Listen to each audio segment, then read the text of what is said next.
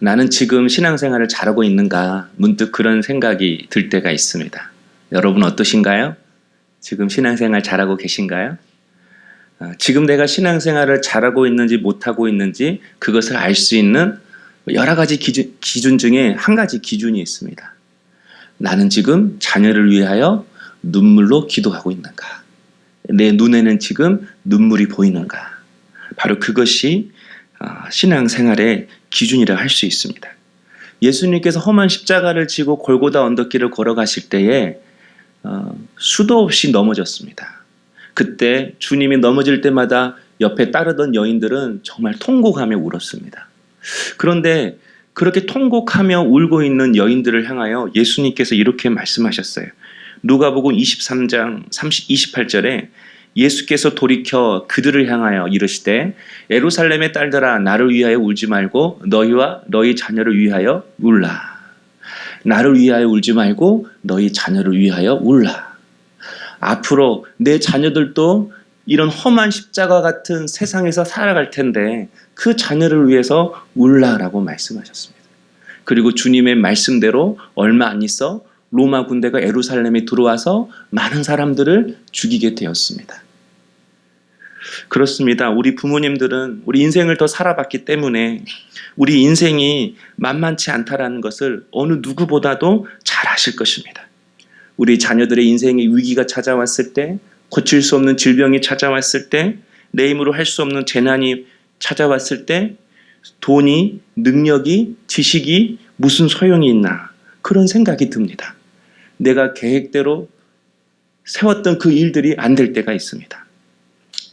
저희 와이프가 제가 찬 물을 못 먹게 해요. 건강에 안 좋다고. 그런데 그래도 시원한 거 먹고 싶잖아요. 그래서 밤에 몰래 컵에다가 물을 해가지고 냉장실에 넣어놨어요.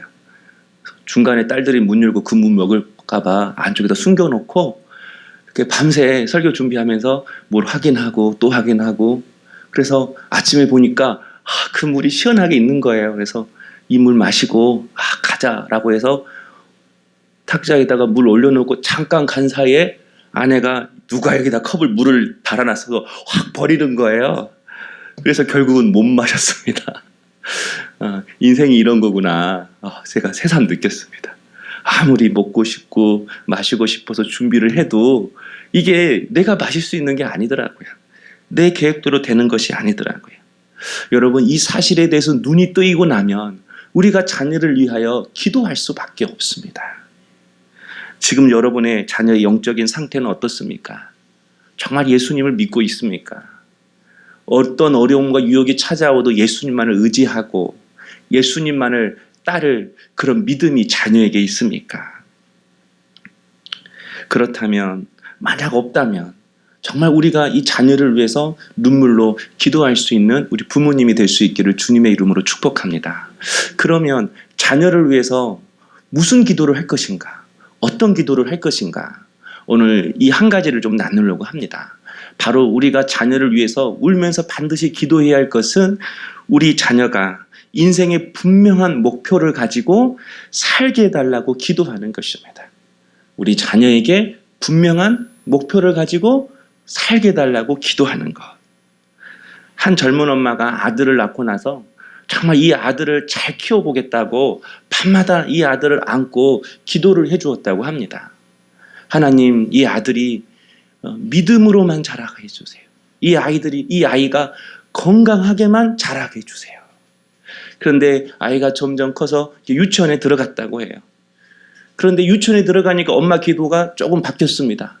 하나님, 이 아들에게 지혜를 주십시오. 하나님, 이 아들에게 똑똑하게 해서 공부를 잘하게 해주세요.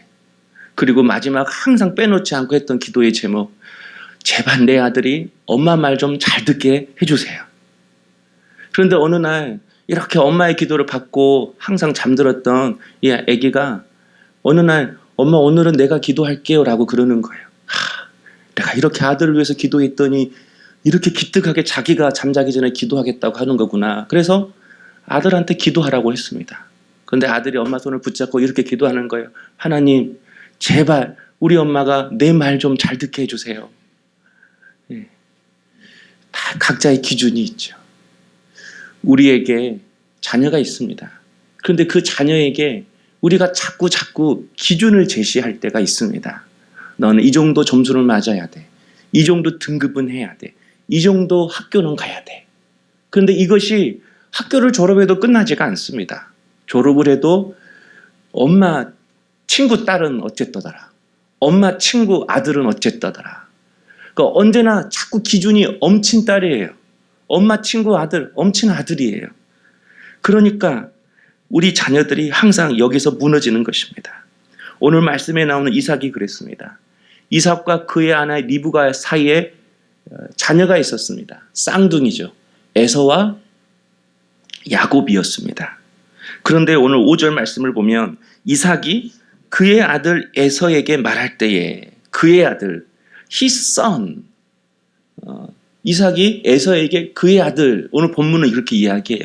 그러니까 이 말은 이삭은 에서만 아들이라고 생각했다라는 거예요. 에서만 그렇지 너는 내 아들이지. 아 그래 그러니까 너는 내 아들이야. 야곱이 있었어도 에서만 마음속으로 그래 진정한 나를 닮은 아들이야 이렇게 생각했다라는 것입니다. 이유가 뭐죠? 창세기 25장 28절에 이렇게 나와 있어요. 이삭은 에서가 사냥한 고기를 좋아함으로 그를 사랑하고 에서는 사냥을 잘했습니다. 이 말은 말도 잘 타고 능력 있고 그런 박력 있고 힘 있는 그런 남자였다라는 거예요. 이삭이 고기가 먹고 싶다고 하면 얼른 말 타고 나가서 1등급 마블링이 막 들어있는 그런 고기를 가지고 와서 아버지를 꿔주는 겁니다. 여러분 그럴 때마다 얼마나 좋았겠어요. 이삭에게 있어서 아들의 기준은 힘이었고 능력이었고 고기를 잘 갖다 주고 돈을 잘 갖다 주는 그런 성공한 아들이었습니다. 그 기준에 에서가 맞는 거예요. 그런데 야곱은 그렇지 못했어요. 25장 27절에 보니까 야곱은 조용한 사람이었으므로 야곱은 내성적이었어요. 에서보다 말도 못하고 사냥도 못했던 것 같아요. 자꾸 비교가 되니까 아마 야곱은 계속해서 집에 있을 수밖에 없었을 것입니다. 그래서 그랬던지 엄마 리브가는 야곱을 더 사랑했다고 합니다. 자꾸 아버지 이삭의 기준에 야곱이 미치지 못하니까 자꾸 형과 비교가 되니까 어머니는 당연히 이 약한 야곱을 더 사랑할 수밖에 없었던 것 같습니다. 25장 28절에 리브가는 야곱을 사랑하였더라. 그런데 여러분 이 리브가가 야곱이 약해서 야곱이 부족해서 그를 사랑했지만 그의 마음속의 기준은 이삭과 똑같았던 것입니다. 왜 야곱을 사랑했는가? 에서의 기준에 못 미치니까. 에서처럼 못 살 것 같으니까. 그러니까 엄마의 마음속에 있는 그 기준도 사실은 남편 이삭의 기준과 똑같아 것입니다. 그런데 어느 날 이삭이 아들 에서에게 사냥해서 고기를 가져오면 내가 너를 이제 마음껏 축복 기도하겠다. 유언 기도하겠다. 이스라엘 문화에 있어서 죽기 전에 아들에게 기도하는 것은 정말 큰 의미가 있는 거거든요. 이 이야기를 아내 리브가가 몰래 들었습니다. 그러니까 이 리브가가 야곱을 부르는 거예요. 내가 네 아버지가 사냥을 해서 고기를 가져오면 에서를 마음껏 축복한다고 했다. 그러니까 너 지금 에서가 사냥하러 간 사이에 얼른 형의 분장을 하고 와라. 내가 음식을 만들어 줄 테니까. 그래서 형의 모습으로 분장을 해서 내가 만들어준 별미를 가지고 아버지한테 나아가서 아버지의 축복 기도를 속여서 받아라. 이렇게 리브가가 야곱에게 말한 것입니다. 15절 16절에 나오죠. 리브가가 집안 자기에게 있는 그의 맏아들 에서의 좋은 의복을 가져다가 그의 작은 아들 야곱에게 입히고 또 염소 새끼의 가죽을 그의 손과 목에 매끈매끈한 곳에 입히고 야곱에게 엄마가 에서의 옷을 입히고 또 염소털을 야곱의 몸에 붙였다고 합니다. 리브가도 말을 안 했지만 리브가의 기준도 에서였습니다. 너 에서처럼 돼야 돼. 너 에서처럼 능력이 있어야 돼. 너 능력은 없으니까 너 옷이라도 입어. 에서처럼 힘은 없으니까 털을 붙여서 예서 흉내라도 내. 근처라도 가. 그러면 따라갈 수 있어. 그 사람만큼 하지 못해도 얼추 그 사람 변두리에서 살아갈 수가 있어. 여러분, 지금 리브가와 에서의 마음이 사실은 별반 다를 것이 없는 것입니다. 정말 여러분, 리브가는 이럴 때일수록 하나님을 경험할 수 있도록 도와줘야 했습니다. 하나님을 만날 수 있도록 야곱을 인도해 주어야 했던 것입니다. 그러나 여러분, 리브가는 겉으로는 하나님이신 축복을 받아야 돼 라고 말하는 것 같지만 그의 속마음은 그래, 복이 있어야 돼, 능력이 있어야 돼, 가진 것이 있어야 돼, 세상 복이든 하나님 주신 복이든 뭐든지 내가 복이 있고 능력이 있고 힘이 있어야만이 이 세상을 살아갈 수가 있어. 이게 리브가의 마음이었습니다. 여러분, 그 결과 어떻게 되었죠? 야곱과 에서 두 형제 사이가 갈라졌습니다. 야곱이 집을 떠나 도망가야 됐습니다. 가족이 산산이 조각이 났죠. 뿐만 아닙니다. 여러분, 그래서 야곱이 사람에게 집착했습니다. 라헬에게 집착했습니다. 나중에는 요셉 아들에게 집착했습니다. 요셉이 애굽으로 팔려가니까 베냐민에게도 야곱이 집착했습니다. 그리고 삼촌 라반의 집에 있을 때 나는 언제 내 집을 세우리까? 그때부터 돈에 집착하기 시작했습니다. 염소 한 마리를 놔두고 앞에서 나무 껍질을 벗겨서 너 이거 봐라. 염소한테 너 이거 봐야 원하는 새끼를 낳을 수 있어. 미신적인 방법으로도 어떻게 하면 자기가 원하는 새끼를 낳을 것인가. 그는 사람에게 집착했고 돈에 집착한 사람이 되었습니다. 사랑하는 성도 여러분, 우리는 말은 하지 않지만 자녀를 향한 기준이 너무 높습니다. 그래서 우리 자녀들이 자꾸 좌절을 하는 것입니다. 자녀는 안 되는데, 자녀는 그런 실력이 없는데, 그런 능력이 없는데 엄마가 말로 아니면 무언의 압력으로 자꾸 높은 기준을 제시하니까 그 기준에 못 미칠 때마다 실망하는 겁니다. 자신에게 낙심하는 것입니다.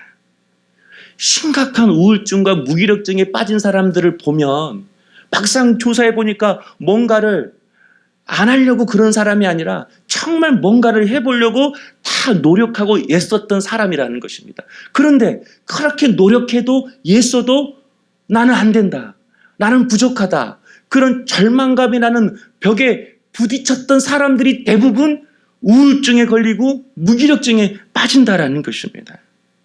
이처럼 우리 자녀들도 부모의 기준에 미치지 못하는 삶을 살아갔을 때, 그리고 그런 모습들이 부모님의 눈에서, 부모님의 행동에서, 부모님의 말투에서 자신들이 느끼게 될 때에 자녀들은 말할 수 없는, 보이지 않는 실망과 절망과 낙심을 경험하게 된다라는 거예요. 그래서 결국 나는 할 만한 게 없어, 나는 쓸모없는 인간이야, 자신을 미워하고 마지막에는 비난하게 된다라는 거예요. 그래서 여러분, 나를 미워하게 되는 단계가 있다고 합니다. 처음부터 나를 미워하고 나를 비난하지 않는데요. 첫 번째는 내가 믿고 마음에 들지 않는데요. 하는 일이 마음에 안 드는 거예요. 실수를 한 거죠. 그래서 두 번째는 나를 비난하고 욕한다고 해요. 그래, 내가 하는 게 이러지 뭐. 내 팔자가 이러지. 내가 할 수 있는 게 뭐가 있어. 그리고 세 번째는 나를 용서할 수 없대요. 그리고 마지막에는 나를 처벌한다라는 거예요. 그래, 너 놀 자격 없어. 너 밥 먹을 자격 없어. 너 돈 쓸 자격 없어. 용서할 수 없는 이유를 찾고 자기 자신을 향하여 된다라는 거예요. 그리고 마지막에는 나를 처벌하는 거예요. 집에 나를 가두는 거예요. 자해를 하는 거예요. 그리고 마지막 순간에는 자기의 생명까지도 포기하는 것입니다. 여러분, 대부분 자살하는 사람들이 죽고 싶어서 자살하는 게 아니라는 겁니다. 죽고 싶은 그 고통을 해결할 수 없기 때문에 자신의 생명을 포기한다라는 거예요. 사랑하는 성도 여러분, 이렇게 내가 나를 미워하고 내가 나를 자기 비하하고 나를 용서할 수 없다고 하는데, 나를 받아들일 수 없다고 하는데, 이 자녀가 어떻게 나중에 다른 사람도 받아주고 다른 사람을 이해하고 다른 사람을 품어주고 다른 사람을 용서할 수 있는 그런 자녀가 될 수 있겠습니까? 전혀 그럴 수가 없는 거죠. 그래서 부모하고도 자꾸 어긋나게 된다라는 거예요.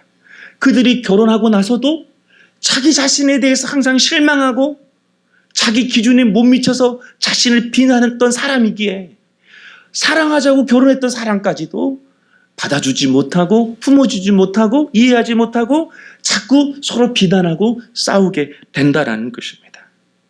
그리고 자기를 용서하고 받아주지 못한 사람은 오늘 참 너무 예쁘다 이렇게 이야기하면 빈말하고 있네. 나를 무시하는 거야? 뭐가 안 맞는 거야? 그걸 그대로 받아들일 수가 없는 거죠. 다 입 바른 소리 하는 것으로 다 들리는 것입니다. 나를 미워하니까 그러는 거예요. 나 자신을 좋아해 본 적이 없기 때문에 이런 반응이 나타난다라는 거예요. 그 기준에 내가 못 사니까. 그 기준에 항상 미달됐으니까. 뭔가를 잘해와도 그에 대한 칭찬은 없고 항상 다른 기준으로 또 해야 할 것을 말하는 거니까. 제가 옛날에 이야기했잖아요. 초등학교 2학년이 그렇게 엄마가 원하는 수학 100점을 맞고 왔어요. 그래서 집에 들어와서 엄마 나 100점 맞았어. 그러니까 엄마가 한마디 했어요. 국어는 그때부터 우리 아이들의 마음이 쌓이는 것입니다. 여러분 이삭을 보십시오. 이삭이 에서로 변장한 야곱을 위해서 이렇게 기도합니다. 이삭의 기도를 보면요. 29절에 만민이 너를 섬기고 열국이 내게 굴복하리니 내가 형제들의 주가 되고 내 어머니의 아들들이 내게 굴복하며 너를 저주하는 자는 저주를 받고 너를 축복하는 자는 복을 받기를 원하노라. 여러분 보십시오. 모든 열국이 내게 굴복하리니 내가 형제들의 주가 되고 어머니의 아들들이 내게 굴복하며 에서의 이삭의 기준은 아들이 성공해서 가진 것이 많아서 사람들을 굴복시키는 것, 사람들을 부리는 것, 그것이 이삭의 기도 제목이었어요. 이삭의 꿈이었어요. 너 성공해야 돼. 돈이 많이 있어야 돼. 땅도 있어야 돼. 건물도 있어야 돼. 그래서 너는 사람들을 끌고 다녀야 돼. 앞에서 이끌어야 돼. 사람들을 굴복시켜야 돼. 인사를 받고 다녀야 돼. 지시하고 다녀야 돼. 이게 아버지 이삭의 기도의 제목이었다라는 거예요. 그러나 여러분 하나님의 뜻은 그런 것이 아니었습니다. 오늘 이 기도의 제목이 아브라함, 이삭에게 주신 그런 축복의 약속의 말씀인 것 같지만 사실 하나님은 그렇게 먼저 말씀하지 않았어요. 그래서 야곱이 이 사건으로 인해서 이제 삼촌 라반의 집으로 도망을 가는데 그때 하나님이 야곱의 꿈에 나타나셔서 야곱이 품어야 할 기도의 제목을 다시 교정해 주십니다. 그게 창세기 28장 14절이에요. 함께 한번 읽어볼까요? 땅의 모든 족속이 너와 내 자손으로 말미암아 복을 받으리라. 너를 통해 모든 사람들이 복받기를 원해. 나는 내게 축복의 도구가 되기를 원해. 나는 내가 축복의 통로가 되기를 원해. 그리고 나서 너를 저주하는 자를 저주하겠다고 그 다음 순서에 나오고 있는 것입니다. 하나님의 기도의 제목은 저와 여러분이 우리의 자녀가 모든 사람의 복의 근원이 되는 것입니다. 복의 통로가 되는 것입니다. 그러므로 여러분 이제 자녀를 향한 기준이 달라져야 합니다. 높은 자리가 목표가 아니라 많이 가진 것이 우리의 기도의 제목인 것이 아니라 어떠한 자리에서도 하나님의 축복을 흘려보낼 수 있는 복의 통로가 되라고 말해 주어야 하는 것입니다. 높은 자리에 가서 복의 통로가 되라. 나중에 성공해서 복의 통로가 되라. 그런 것이 아니라 지금 이 순간에서도 지금 이 모습 속에서도 너는 축복의 통로야. 그 모습 그대로 하나님은 너를 기뻐하셔. 지금 이 순간에도 너는 축복의 통로고 그리고 너를 통해 하나님의 은혜를 흘려보낼 곳이 있고 사람이 있다고 여러분이 자꾸 말해주고 그걸 놓고 기도해 주어야 한다라는 것입니다. 빅터 플랭크니 쓴 죽음의 수용소라는 책이 있습니다.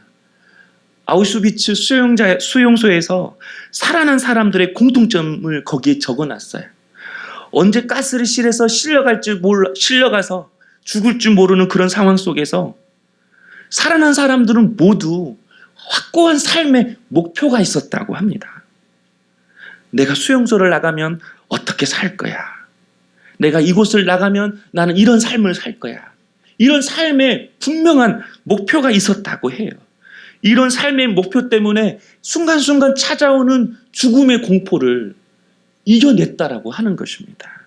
그리고 이 사람들의 특징은요, 하나같이 이 죽음의 수용소 안에서 자기도 먹을 빵이 너무나도 부족한데 그 빵을 약한 사람에게 나누어 줬다고 합니다. 그리고 더 두렵고 힘들어하는 사람들을 위로했다고 그래요. 그 죽음의 수용소, 그 죽음의 순간에도 그는 다른 사람을 위로하고 자신의 것을 나누어 주었다고 합니다. 그 사람들이 대부분 살아났다고 해요. 그런데 어떤 사람이 금방 죽었는가? 내가 꿈을 꿨는데 다음 달 3월 1일에 독일이 항복하는 꿈을 꿨어. 내가 꿈을 꿨는데 3월 말에 이 독일에 폭탄이 떨어지는 그런 꿈을 꾸었어. 이제 한 달만 남으면 우리는 해방이야. 근데 3월 1일이 됐어요. 근데 아무런 변화가 없어요. 그날도 여전히 누군가는 끌려가서 돌아오지 않아요. 3월 말이 됐어요. 여전히 상황은 변화되지 않아요. 그런 분들이 대부분 낙심하고 결국 죽음을 선택했다라고 이야기를 합니다. 여러분, 우리의 꿈은, 우리의 기준은 지금 네 모습 그대로도 사람들에게 축복의 통로가 될 수 있을 거야. 그것을 말해주고 그것을 할 수 있는, 그것을 볼 수 있는 그런 부모님의 지혜가 우리에게 있어야 한다라는 것입니다. 한마디로 죽음을 그대로 맞이할 것인가, 아니면 지금 내 삶을 의미 있고 목적이 있는 삶으로 만들어갈 것인가. 언제나 의미 있는 삶을 선택한 사람만이 결국은 살아남고 하나님의 뜻대로 살아갈 수 있었다라는 것입니다. 니체가 이런 말을 했습니다. 왜 살아야 하는지 이유를 아는 사람은 어떤 시련도 견딜 수가 있다. 니체가 신은 죽었다라고 해서 굉장히 반기독적인 철학자인 것 같지만 막상 읽어보면 사실 그렇지가 않습니다. 믿음대로 살지 못하는 그리스도인들을 보면서 신은 죽었다고 사실 말한 것뿐이에요. 여러분, 내가 왜 살아야 하는 그 이유를 아는 사람만이 어떠한 시련도 이겨낼 수 있습니다. 자녀에게도 왜 살아야 하는지 그 이유를 가르쳐준 그 자녀만이 앞으로도 어떠한 시련에도 이겨낼 수 있는 것입니다. 그래서 지혜로운 부모는 자꾸 에서의 옷을 입히는 부모가 아닙니다. 자녀의 몸에 염소털을 붙이고 목에 털을 붙이고 세상 에서처럼 똑같이 그렇게 만들려고 하는 부모가 아닌 것입니다. 지금 이 시간에도 너는 축복의 통로가 될 수 있어. 친구를 위로해 줄 수 있어. 너는 존재만으로도 엄마 아빠의 기쁨이고 축복이야. 엄마의 사랑이야. 자꾸 무엇 때문에 축복의 통로가 아니라 너는 그 존재만으로도 내게 사랑이고 기쁨이고 복의 통로야 라고 자꾸 말해줄 수 있는, 축복해 줄 수 있는 그런 부모님이 될 수 있고 그것을 위해 기도해 줄 수 있어야 한다라는 것입니다. 그런데 여러분, 제가 말씀을 준비하면서 사실 이것은 우리가 너무나도 많이 들었잖아요. 저만 이런 말 한 게 아니라 유튜브에서도 TV에서 나오는 강좌에서도 수많은 가정사역자들이 자녀를 사랑해라, 있는 그대로 품어주어라, 이런 말을 많이 들었습니다. 자녀를 어떻게 키워야 되는지 아마 저보다도 우리 권사님 집사님들은 훨씬 더 전문가이실 거예요. 사실 제가 이렇게 설교한다는 것이 좀 인생의 선배들 앞에서 하기가 굉장히 부끄럽습니다. 그런데 한 가지 생각해 보니까 우리는 자녀를 어떻게 키울지 정답은 사실은 다 알고 있어요. 그런데 그렇게 하지 못해요. 자꾸 노력하면 노력할수록 자녀들과 어긋나는 우리의 모습을 볼 수가 있습니다. 왜 우리는 그 사실을 알고도 그렇게 자녀를 향하여 행동하지 못할까? 그 이유가 나를 사랑하지 않기 때문에 라고 그런 마음을 주셨어요. 여러분 자신을 사랑하지 않기 때문에. 자녀를 사랑하는 것도 중요하지만 내 자신을 사랑하는 것도 중요하다고 말씀하십니다. 내가 나를 사랑하지 못하니까, 내가 나를 받아줄 수 없으니까, 이제까지 이렇게 살아온 내가 용서가 안 되고 내 모습이 미우니까. 그래서 자녀들에게 너는 이렇게 살지 말아라. 너는 이렇게 살아야 성공할 수 있어라고 자녀들에게 거울 반사를 하는 거예요. 그러니까 그것이 내 마음 그대로 흘러가지 않고 자꾸 내 모습으로 하여금 거울 반사를 해서 아이들에게 내 말과 행동이 가니까 자꾸 아이들하고 자녀들하고 어긋나게 되는 것입니다. 여러분은 자신을 언제 사랑해 보셨습니까? 여러분은 언제 자신을 한번 돌봐주셨습니까? 여러분은 언제 자신을 향하여 칭찬하고 격려해주고 인정해주셨습니까? 요즘 이유 없이 주변 사람들이 믿고 가족도 식구도 괜히 보면 짜증이 나고 뭐든지 만사가 귀찮고 혹시 그런 성도님이 계십니까?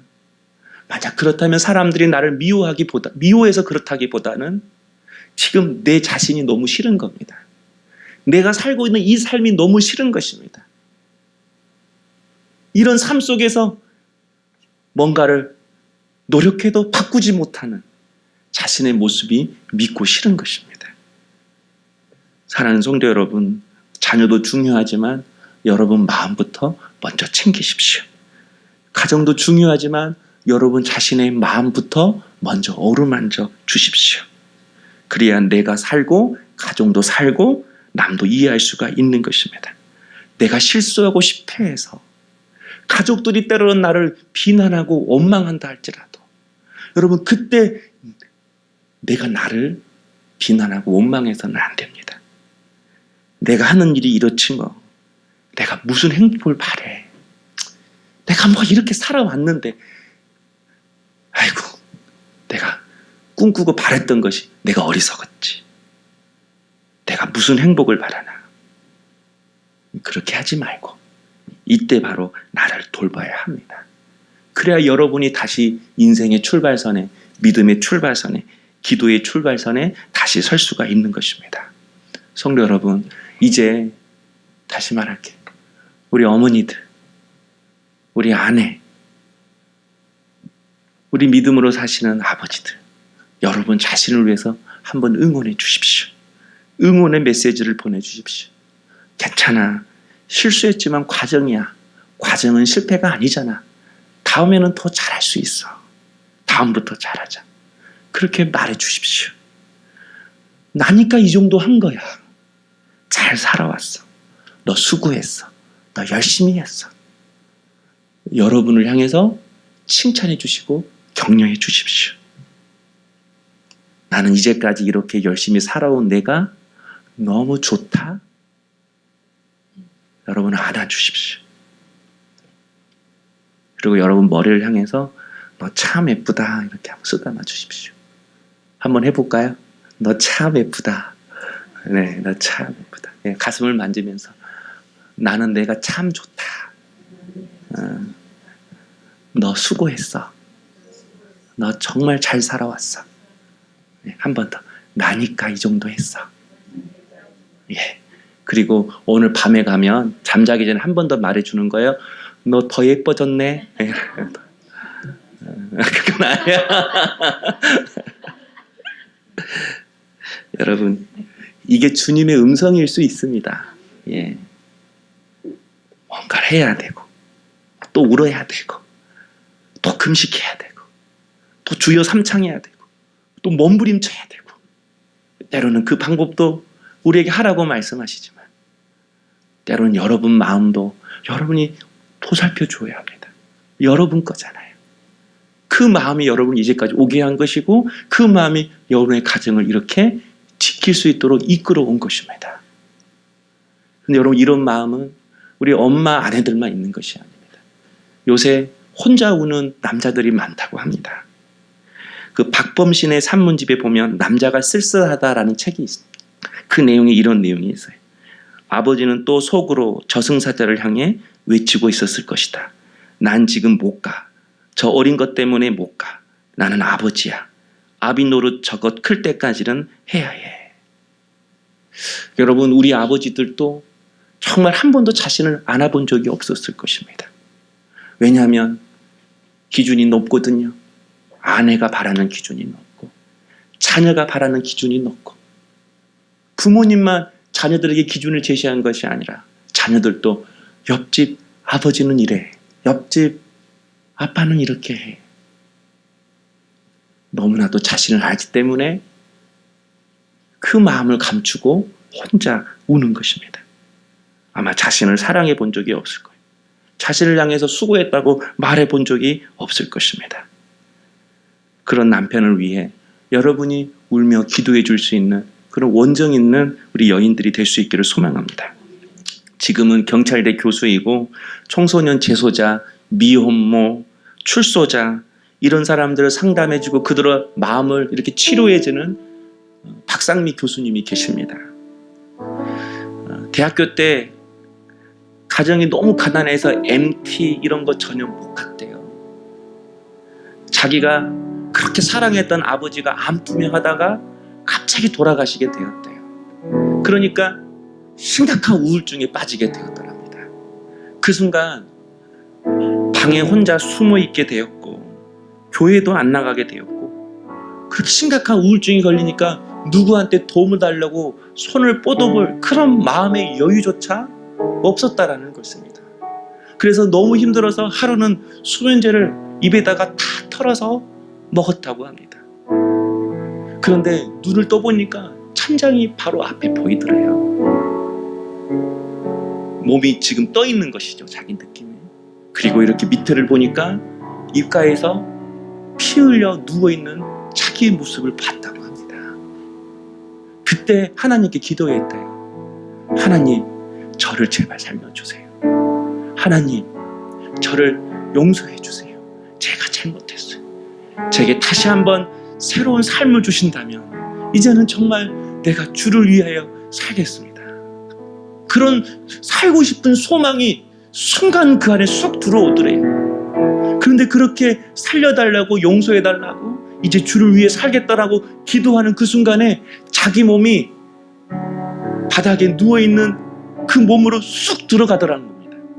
그 순간 온 피부가 탄 듯한 뜨거움을 느꼈대요. 그리고 그 순간에 자신이 무엇을 해야 될지 깨닫게 해주셨다라는 거예요.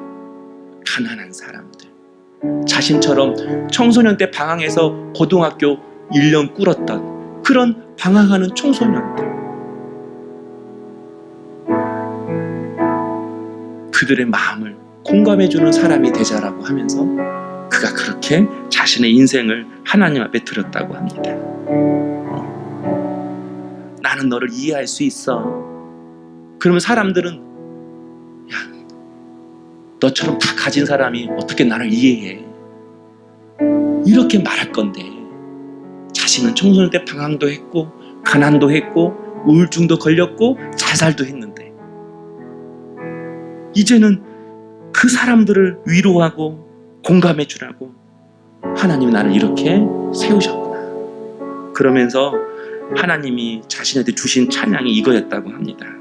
주님, 이 낮은 자를 통하여 어디에 쓰시려고 이렇게 초라한 모습으로 만들어 놓으셨나요? 사랑하는 성도 여러분, 우리 자신이 낮고 낮은 자인 것처럼 초라해 보일지라도 우리 하나님은 위대하십니다. 내 자녀가 낮고 천한 자처럼 보인다 할지라도 그 자녀를 붙드시는 하나님도 위대하십니다. 이제 우리 에서의 기준으로 우리 자녀를 놓고 기도하지 말고 이 자녀가 하나님의 축복의 통로로 도구로 살게 해달라고, 이 아이를 우리 하나님이 써달라고 소망의 끈을 놓지 말고 기도해 줄 수 있는 우리 주님의 종들 될 수 있기를 소망합니다. 우리 똑바로